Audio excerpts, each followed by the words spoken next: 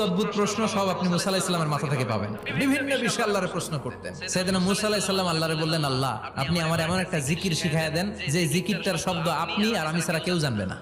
দিনে রাতে সব সময় এই জিকির আমি করব, আপনারে ডাকবো, কিন্তু শর্ত হলো এই জিকিরটা জানবে শুধু আপনি আর জানবো শুধু আমি। আল্লাহ বললেন, মুসা পড়ো লা ইলাহা। মুসা আলাইহিস সালাম কয়, মাবুদ এটা তো জাতীয় জিকির, সবাই জানে। আমি তো চাইছি এক্সেলেন্ট একটা জিকির, কারো কাছে নাই, শুধু আমি জানবো আর আমি পড়বো।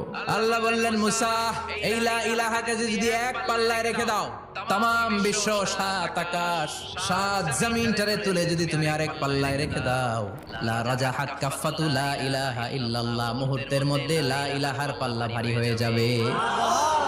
ও মুসা, তুমি যতই এক্সক্লুসিভ জিকির চাও, লা ইলাহার চেয়ে দামি জিকির আমার কাছে নাই। দুনিয়াতে যত অদ্ভুত অদ্ভুত প্রশ্ন সব আপনি মুসা আলাইহিস সালামের